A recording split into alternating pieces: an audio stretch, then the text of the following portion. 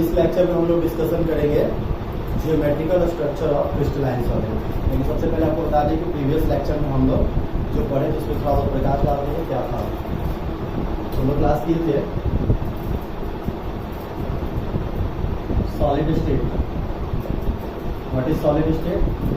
Solid state is a type of matter having constituent particles attached close together by strong molecular force. It has two types. First one, crystalline solid, and second one is amorphous solid. ठीक है, ये हम लोग पढ़े थे। Crystalline solid के types के बारे में पढ़े थे। जो क्रिस्टलाइन सॉलिड जो होते हैं वो जनरली 4 टाइप्स के होते हैं, molecular solid, ionic solid, covalent solid, metallic solid. ये सब हम लोग पढ़ चुके हैं। इस चैप्टर में हम लोग डिस्कशन करेंगे कि इसका जियोमेट्रिकल स्ट्रक्चर क्या होता है। तो सबसे पहले आपको बता दें कि कोई भी सॉलिड हो तो छोटे छोटे पार्टिकल से बना हो, ठीक है। Solids are made of very tiny particles, ठीक है, जिसको बोलते हैं कंस्टिट्यूटेंट पार्टिकल्स। वो हो सकते हैं atoms, molecules, ions, mobile electrons, कुछ भी हो सकते हैं, ठीक है। ये मूव करने वाले इलेक्ट्रॉन्स होते हैं। तो कहने का मतलब कि छोटे छोटे पार्टिकल्स से क्रिस्टलाइन सॉलिड बना होता है। ये छोटे पार्टिकल्स काफ़ी क्लोज अटैच होते हैं। अगर इसको हम एक स्फीयर की तरह लें तो इस तरह से अटैच होते हैं, बहुत स्ट्रॉन्ग, जिसमें इसको हम लोग बोलते हैं क्या, सेंटर। तो सिर्फ ये इस तरह से अरेंज नहीं होता है, बल्कि इस तरह से अरेंज ये डाउन लेयर भी होता है, अप लेयर भी होता है, उधर पीछे की ओर भी इसका लेयर होगा, फ्रंट पे भी लेयर होगा, और एक तरह से एक कंस्टिट्यूटेंट ऑर्डर बनाता है और लॉन्ग ऑर्डर अरेंजमेंट से एक जियोमेट्रिकल स्ट्रक्चर बनाता है। तो हम लोग उसके बारे में डिस्कशन करेंगे। तो फर्स्ट में हम लोग एक पॉइंट डिस्कशन करेंगे, क्रिस्टल लैक्टिक्स।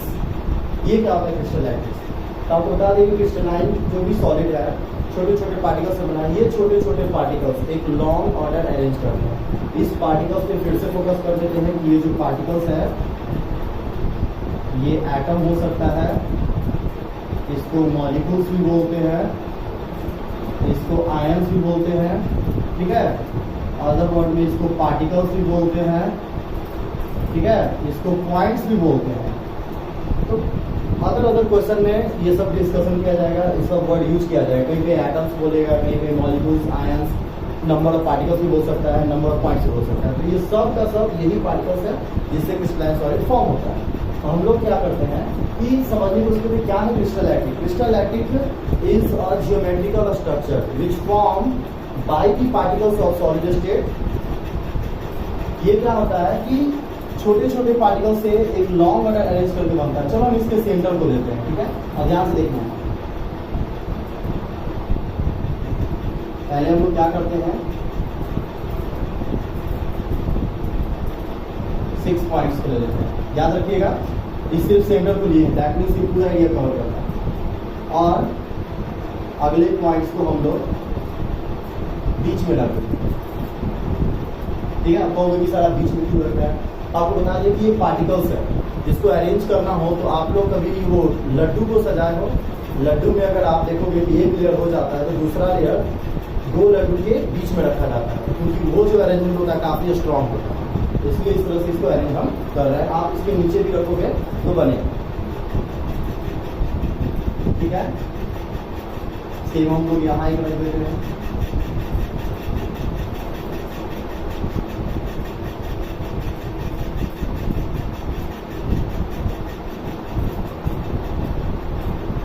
ये हम लोग बना रहे हैं क्रिस्टल लैक्टिक करना है। सॉरी, इस 2 पॉइंट्स को मिला रहे हैं।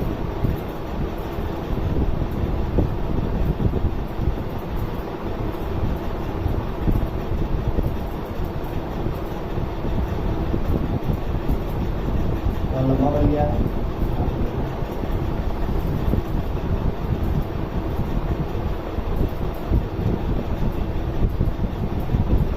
ठीक है, इसको देखना है, ये सेकंड मिलाना है।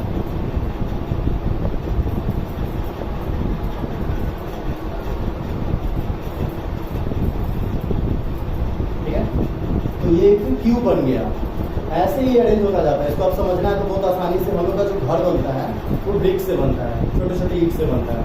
आप उसको देखेंगे कि वो ईंट जो है अरेंज होता चला जाता है, इधर से भी अरेंज होता चला जाता है और इस तरह से बड़े बड़े वॉल्स और बड़े बड़े बिल्डिंग का निर्माण होता है। तो वो एक छोटा सा पार्ट है, ये रिपीट होगा, ऐसे रिपीट होता चला जाएगा, ये रिपीट होता चला जाएगा, ये रिपीट होता चला जाएगा, लाइक दिस, ऐसे ये रिपीट होता चला जाएगा।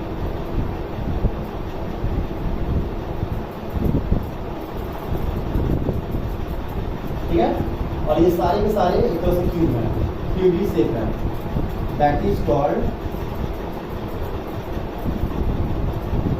Crystal lactic. अब इसको ऐसे भी डिफाइन कर सकते हो, व्हाट इज क्रिस्टल लैक्टिक?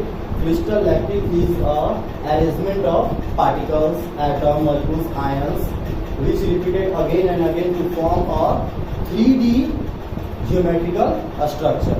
यानी एक 3D geometrical structure होता है जो पार्टिकल्स के बार बार रिपीट करने से बनता है, इसको हम बोलते हैं क्रिस्टल लैक्टिक। ये एक सॉलिड का जियोमेट्रिकल स्ट्रक्चर है, लेकिन इसमें आपको एक छोटा सा ये पार्ट नजर आ रहा है, इस पार्ट को आप देखिए, ठीक है, इस पार्ट को बोलते हैं यूनिट सेल। अब ये यूनिट सेल क्या है? यूनिट सेल एक छोटा सा पार्ट है जो पूरे सॉलिड के जियोमेट्रिकल स्ट्रक्चर को एक्सप्लेन कर सकता है। आपको पता है कि यही चीज रिपीट हो रहा है तो हम एक छोटे से यूनिट का स्टडी करते हैं और ये सारा का सारा रिपीट होकर एक बड़े से क्रिस्टल लैक्टिक बनाएगा जिसको हम लोग क्रिस्टलाइन सॉलिड का जियोमेट्रिकल स्ट्रक्चर होगा। तो यूनिट सेल, यूनिट सेल को सीधे ऐसे इसको हम अलग निकाल दें,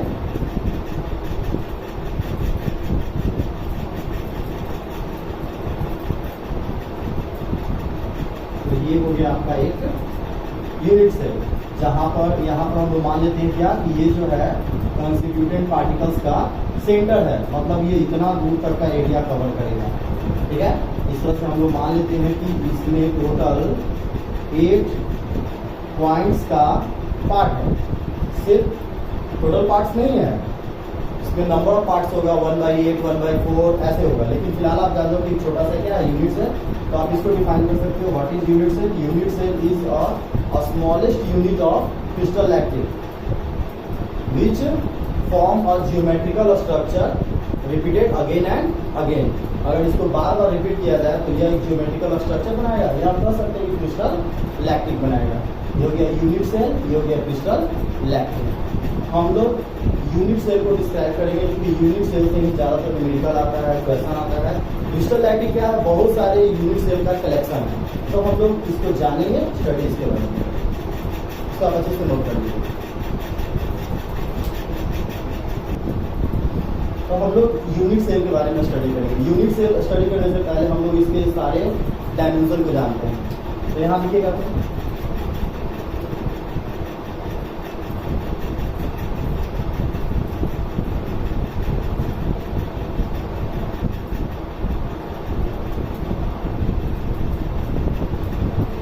बता चुके हैं कि ये सेंटर ऑफ स्फीयर है,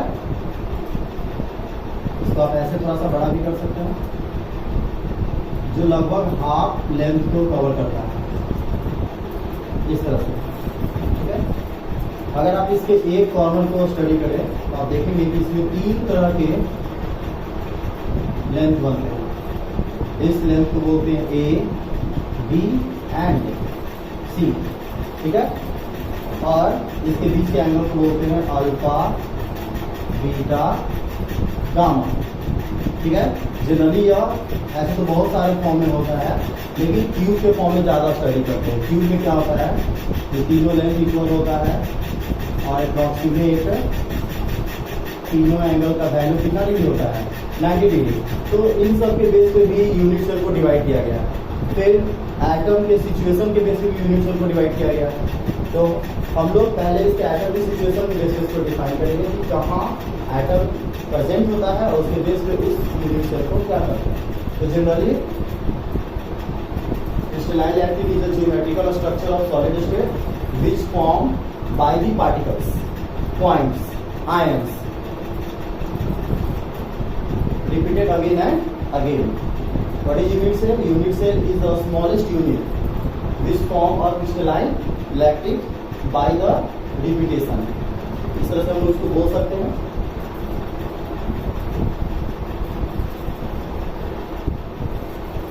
अब हम लोग पढ़ेंगे type of unit cell.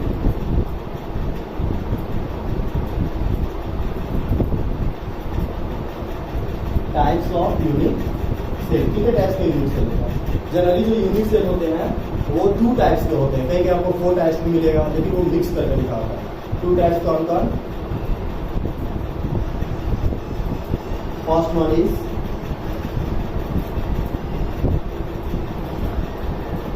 Simple unit cell, जिसको बोलते हैं प्रिमिटिव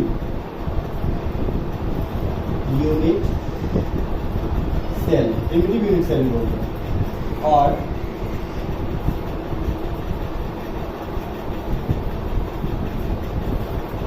सेकंड होता है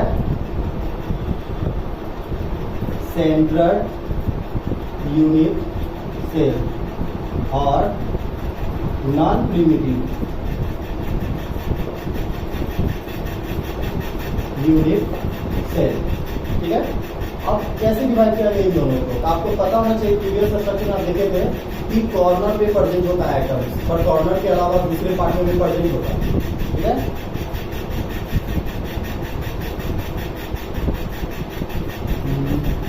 ध्यान दीजिएगा।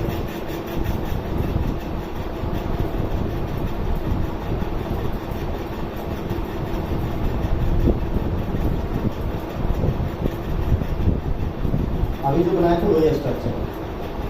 तो अगर कंस्टिट्यूटेंट पार्टिकल्स ओनली कॉर्नर पर प्रेजेंट होगा, उस तरह के यूनिट सेल को क्या बोलेंगे? सिंपल यूनिट और primitive unit cell. That means the type of unit cell having constituent particles not present, the type of unit cell having constituent particles only present at the corner is known as simple unit cell. But in this case, if constituent particles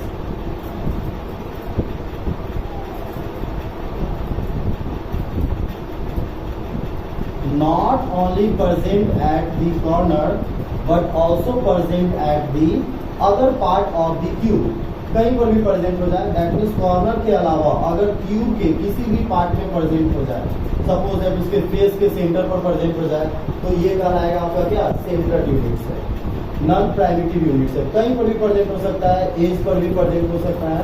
तो इन सब जगह पे अगर present हो जाए तो इसको हम बोलेंगे क्या? Non primitive unit cell. लेकिन थोड़ा सा और डिस्कशन हम कर दे, साइड वाइज आप देखेंगे। ये तो आप मैट्रिक में क्यूब के बारे में पढ़ चुके होंगे, थोड़ा सा इसको ध्यान से स्टडी करते हैं कि किसी भी क्यूब में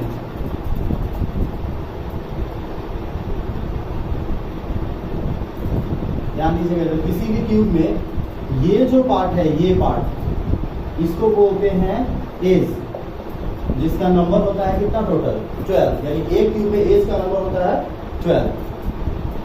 सिर्फ इस पार्ट को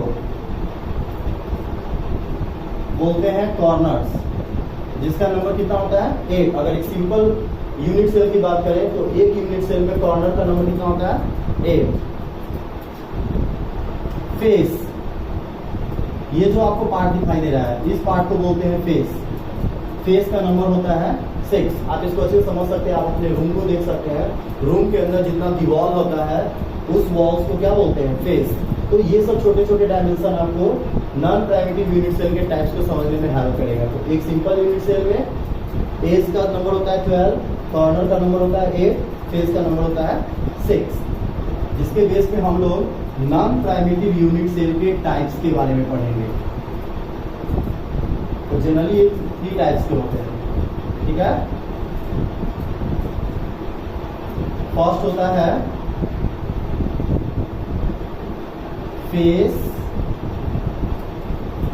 सेंट्रल यूनिट सेल, शॉर्ट में इसको FCC के नाम से जानते हैं।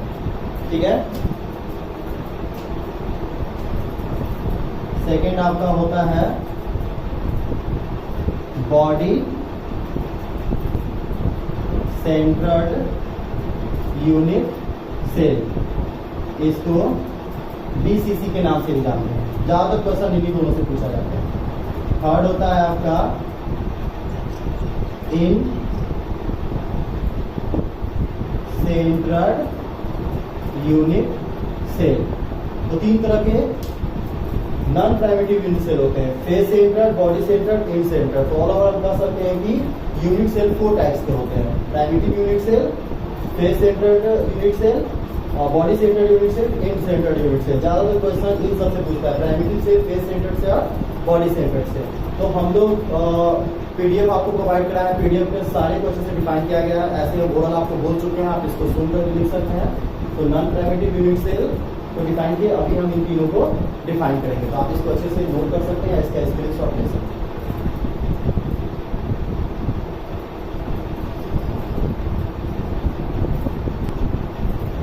Types of central unit cell, अभी हम जो फिगर बनाए थे उसमें था, सॉरी देखिए, तो उसमें फर्स्ट था आपका फेस सेंट्रड यूनिट सेल।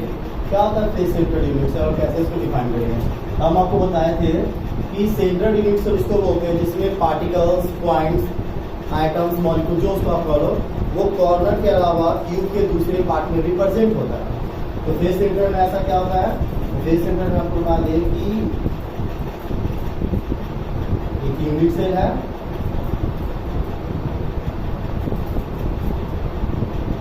जिसमें कॉर्नर पर तो पॉइंट्स होगा ही, बस इसको ध्यान से देखेंगे, ठीक है। और इसमें 6 फेस है टोटल, 6 फेस, ठीक है। तो 6 फेस का सेंटर यहाँ पे होगा,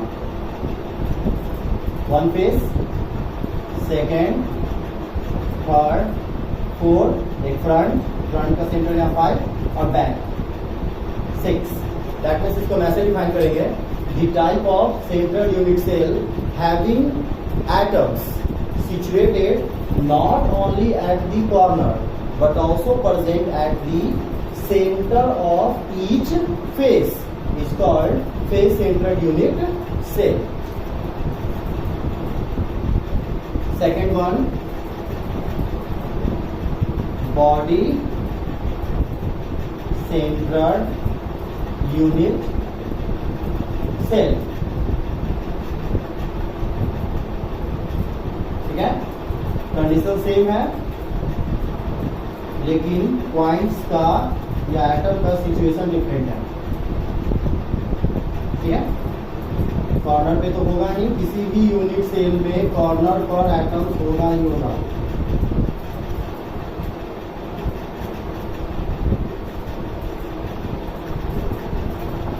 ठीक है। अब यहाँ का ये पूरा क्यूब है, अगर हम क्यूब के सेंटर की बात करें तो यहाँ पर होगा, ठीक है। क्यूब का सेंटर दैट मींस बीच में एक ही सेंटर होता है, ठीक है। तो हम इसको ऐसे डिफाइन कर सकते हैं, the type of central unit cell having atom situated और प्रेजेंट, एनीथिंग आप कोई भी वर्ड यूज कर सकते हैं, situated not only at the corner but also present at the centre of the cube within the body of the cube is called body centered unit cell. And number third, in centered unit cell, बहुत आसान है, ज्यादातर question इन दोनों से पूछता है, ठीक है। What is in centered unit cell? It is the type of centered unit cell in which constituent particles not present at the corner but also present at the center of any two opposite face, यानी किसी भी दो opposite face के centre पर present हो। अगर आप right use करोगे तो लेफ्ट, किसी भी दो, सिर्फ दो, अप यूज करोगे तो डाउन, फ्रंट यूज करोगे तो बैक, इस तरह के सेल को बोलेंगे, सॉरी यूनिट सेल को बोलेंगे इन सेंट्रल यूनिट सेल। तो ये रहा आपका तीसरा टाइप।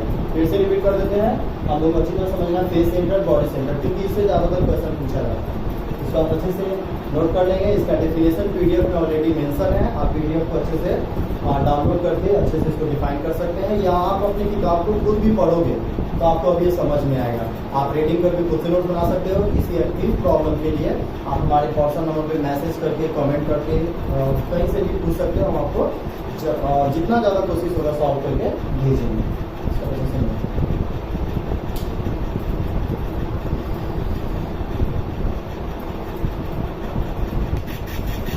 यूनिट सेल को हम लोग इससे पहले डिफाइन किए थे पॉइंट्स के सिचुएशन के आधार पर, एटम्स के सिचुएशन के बेस पर। अब जो है उसके जियोमेट्रिकल स्ट्रक्चर के बेस पर उसको डिफाइन करेंगे। सबसे पहले फिर से फोकस कर लें एक सिंपल यूनिट सेल के बारे में।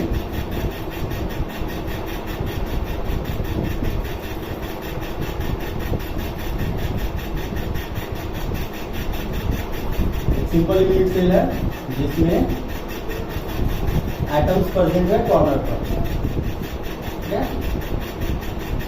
हम डिस्कशन किए थे थोड़ी देर पहले, इसमें 3 एक्सियल डिस्टेंस होते हैं।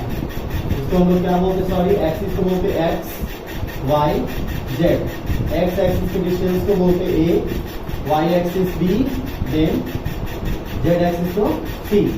इसके बीच में 3 एंगल होता है जिसको एक्सियल एंगल बोलते हैं, alpha, beta and gamma.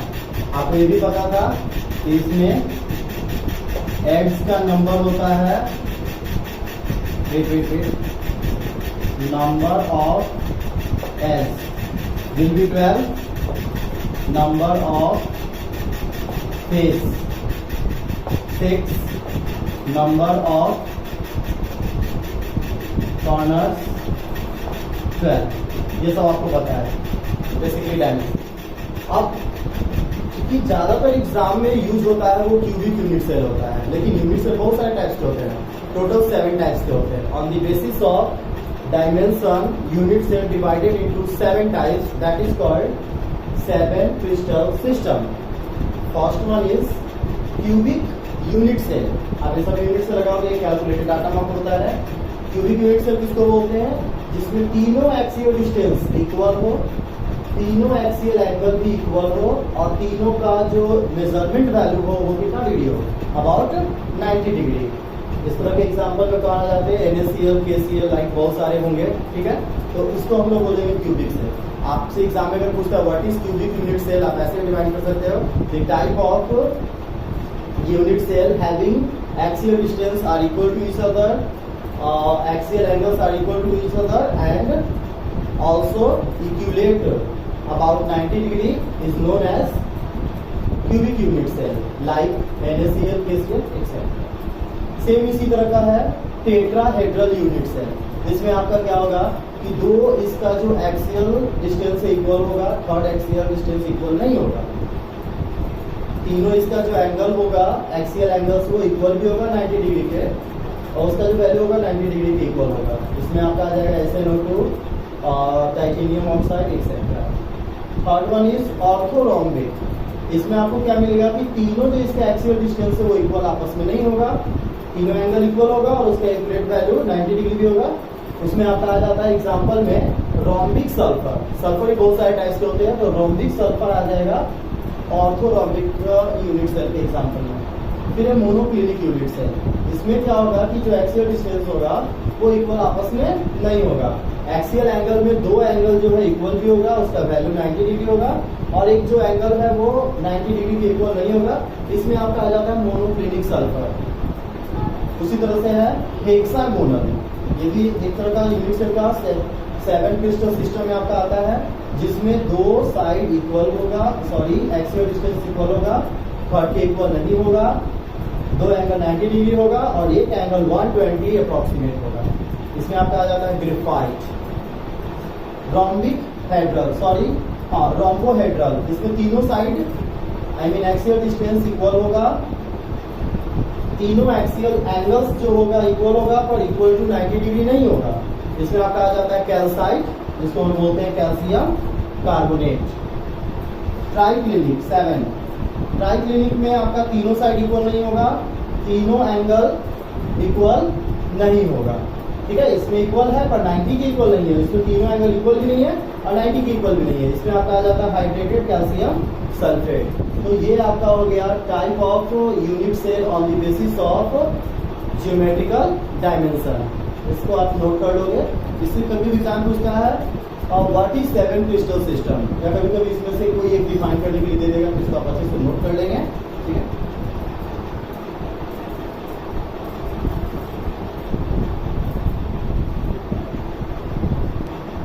Students इसी में एक टॉपिक आता है ब्रेविस लैक्टिक। क्या होता है ब्रेविस लैक्टिक, इसको भी थोड़ा समझना है। ये जो हम डायमेंशन के बेस पे 7 क्रिस्टल सिस्टम बताए थे, ये तब होगा जब यूनिट सेल एक क्यूब होगा, दैट मीन्स क्यूब के मेजरमेंट को फॉलो करेगा। कभी कभी इसमें भी क्या होता है कि क्यूबोइड होता है। अब क्यूबोइड के बेसिस पे इसको पता है 28 टर्म में डिवाइड किया गया है, लेकिन उसमें से मेनली 14 को एक्सप्लेन किया गया है, बाकी को एक्सप्लेन नहीं किया गया है। The type of 14 different unit cell is known as Brevis lactic, क्योंकि इस तरह के सिस्टम को ब्रेविस समथिंग में डिफाइन किए थे, जिसको ब्रेविस लैक्टिक के नाम से जाना जाता है। एक छोटा सा टॉपिक है, इसको आप लोग को अंडरस्टूड करना है। ज्यादातर हमारा मेन फोकस इस पर ही होगा। तो हम लोग नेक्स्ट टॉपिक की ओर चलते हैं। नेक्स्ट टॉपिक है calculate the number of points, that means number of atoms, number of particles, number of ions in per unit cell. यानी एक, चूंकि हम आपको बता चुके हैं कि क्रिस्टल एक्टिव जो होता है एक लॉन्ग ऑर्डर अरेंजमेंट होता है सॉलिड स्टेट का, उसमें एक छोटा सा यूनिट होता है यूनिट सेल। तो यूनिट सेल रिपीटेड होता है अगेन एंड अगेन और एक फॉर्म बनाता है क्रिस्टल लैक्टिक। हम लोग बात करते हैं कि number of atoms 1 unit cell में कितना होगा। एक यूनिट सेल पहले बनाते हैं और कैंडिडेट्स को ध्यान से देखिएगा, इसी पे आपका न्यूमेरिकल टर्म बहुत ज्यादा आने वाला है।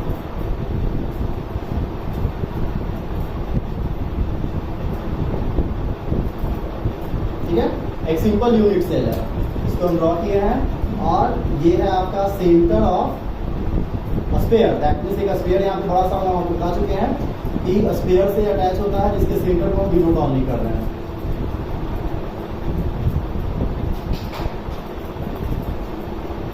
ठीक है, तो ये है एटम्स। लेकिन आपको ये भी बताए थे कि ये जो एटम्स है इसके ऊपर एक यूनिट सेल होगा, एक इधर यूनिट सेल होगा, एक इधर यूनिट सेल होगा, एक इधर यूनिट सेल होगा।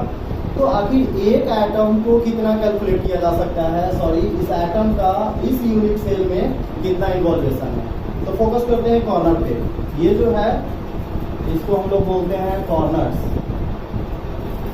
ठीक है, तो सबसे पहले हम कैलकुलेट करेंगे number of atoms at the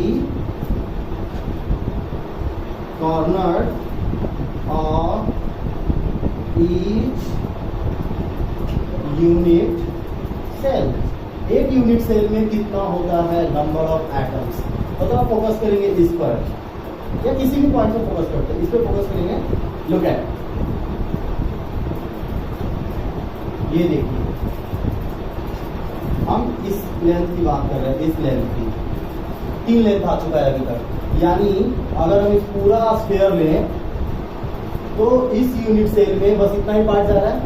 same ये देखिए इधर वाले यूनिट सेल का हो गया, सेम इधर वाले यूनिट सेल का हो गया, सेम इधर वाले यूनिट सेल का हो गया। मतलब एक एटम में अगर हम बात करें इधर यूनिट सेल तो ये है, ये वाला एरिया। ठीक है, इसके ऊपर यूनिट सेल ये वाला एरिया, इसके इधर यूनिट से ये वाला एरिया और इसके इधर यूनिट से ये वाला एरिया। ठीक है, तो कितने पार्ट्स में डिवाइड हो गया, काम कीजिए कैंडिडेट। 1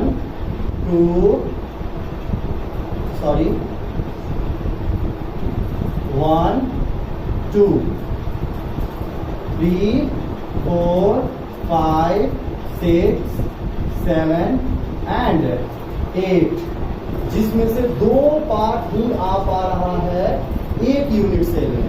तो मेरे कहने का मतलब है कि टोटल है कितना, 8।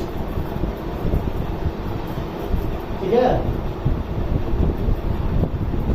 8 और अप्रोक्सीमेट इसमें 1 में आ पाएगा 1/8 पार्ट। तो हम बोल सकते हैं कि number of atoms at the each corner will be 1/8 in per unit cell.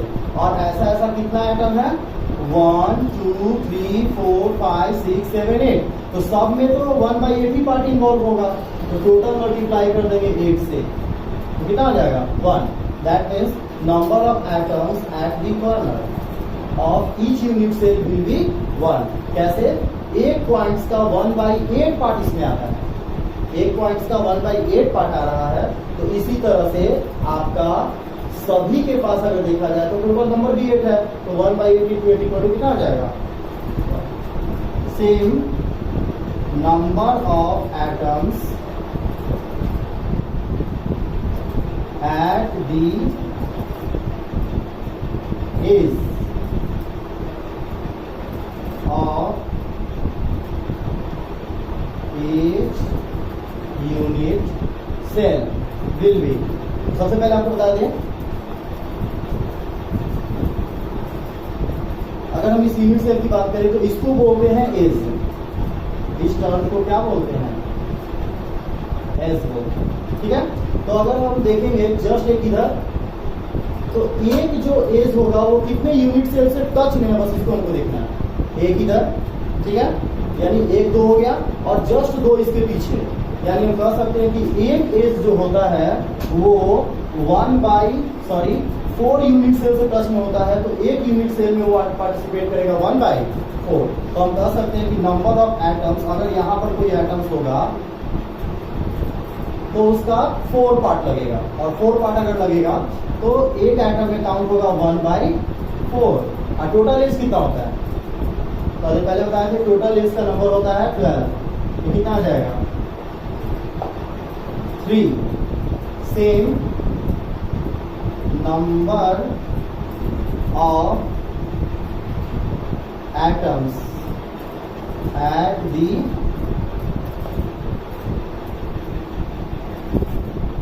Centre of each face. Face पर कितना होगा? अगर मान लेते हैं कि कोई एटम यहां पर है,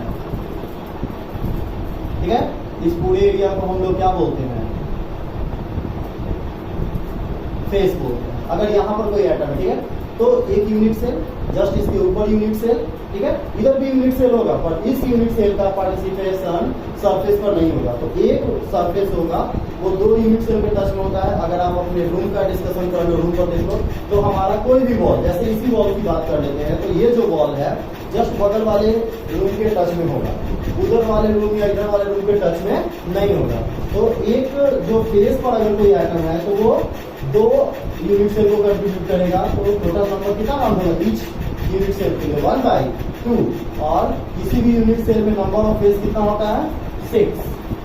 तो ये भी कितना आ जाएगा? 3। तो ऑल ओवर हम कह सकते हैं कि एक सिंपल यूनिट सेल का 1/8 into 8 1 होगा। अगर उसके एटम कॉर्नर पर है तो पार्टिसिपेट करेगा 1/4 into 12 will be 3।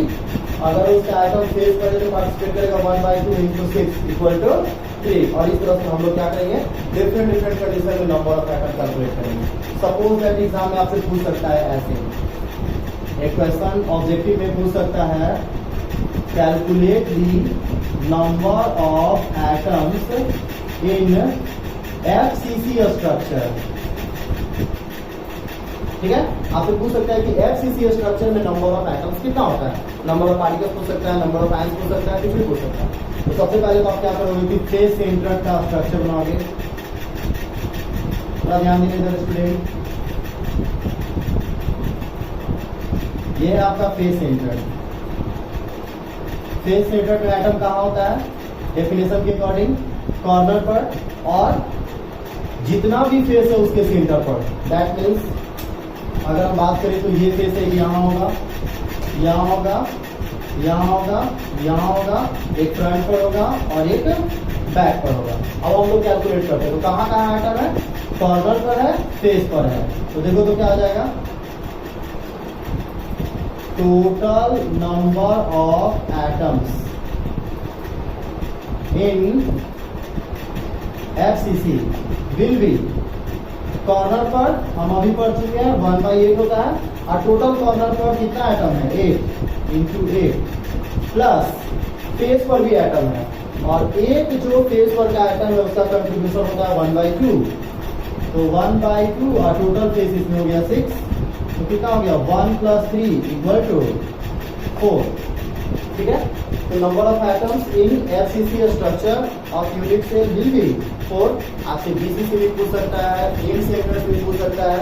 कभी कभी क्वेश्चन ऐसे पूछ देता है कि एक एटम्स को रिमूव कर देगा, तो आपको उसके अकॉर्डिंग कैलकुलेशन करना होगा। एक छोटा सैंपल इसको नोट करेंगे हम लोग न्यूमेरिकल की तरफ धीरे-धीरे आपको नंबर ऑफ पॉइंट्स और नंबर ऑफ एटम से दो आपको छोटा न्यूमेरिकल आपको बता रहे हैं जो ऑब्जेक्टिव में ज्यादातर क्वेश्चन पूछेगा, तो ध्यान दीजिएगा इस पर। फर्स्ट न्यूमेरिकल है फॉर्मूला से क्वेश्चन पूछेगा, तो फॉर्मूला बनाने का सब बहुत आसान तरीका बता देते हैं। अगर आपको ABCD दिया हो तो आपको सिर्फ नंबर ऑफ एटम्स फाइंड करना है और जस्ट उसके नीचे फॉर्मूला बैठा कर लिखना है। कैसे? A unit cell consists of a cube in which there are A atoms at the corner and B atoms at the face center। यानी यूनिट सेल है जो दो एटम से बना है, A एंड B से। A कहाँ प्रेजेंट है? कॉर्नर पर। B कहाँ प्रेजेंट है? फेस के सेंटर पर।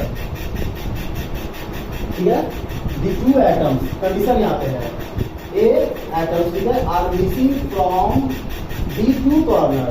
What is the formula of compound? यानी जो A एटम है वो दो कॉर्नर से मिस है, तब फॉर्मूला क्या होगा? तो सबसे पहले आप ध्यान दीजिए, एक क्यूब बनाएंगे,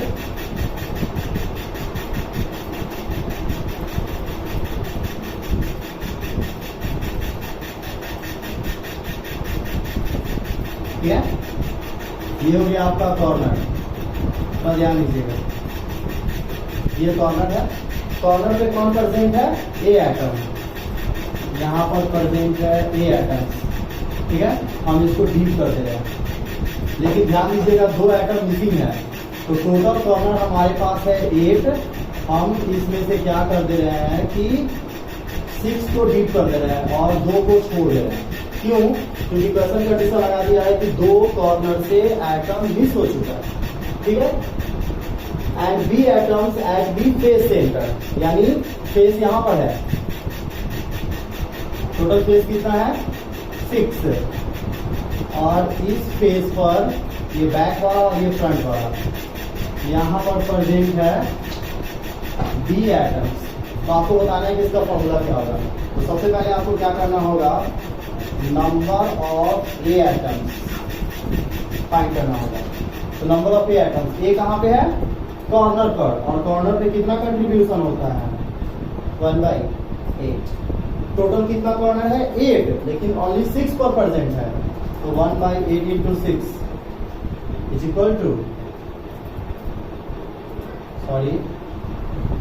3/4 and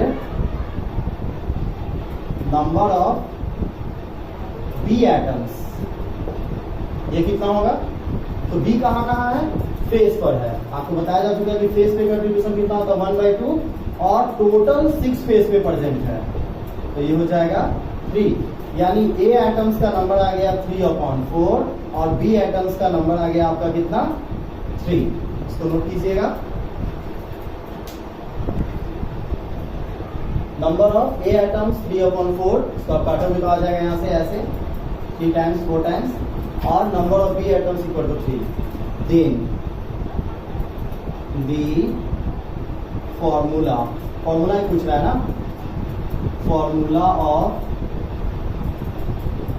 compounds equal to, look A का कितना आया है? 3/4 और B का कितना आया है? 3। ठीक है, आप इसका रेशियो को सॉल्व करोगे तो ये आपका आ जाएगा AB4। ये है आपका फॉर्मूला ऑफ दी कंपाउंड। आपसे पूछा जा रहा है what is the formula of compound. तो कुछ नहीं करना, बहुत आसान है। मॉलिक्यूल्स को आप ऐसे लिखोगे और जितना भी उसका नंबर आता है उसको बेस में लिख दोगे। आप यहाँ इतना तक लिख देते हो तो आपको मार्क्स मिल जाएगा, लेकिन पूरा सॉल्व कर दो तो ये कितना आ जाएगा? AB।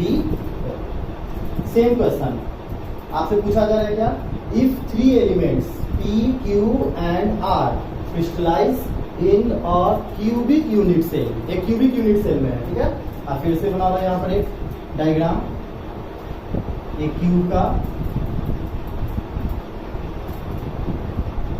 ठीक है, ऐसे।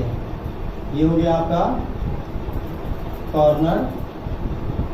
अब थोड़ा यहां देखते हैं condition with P atoms at the corner.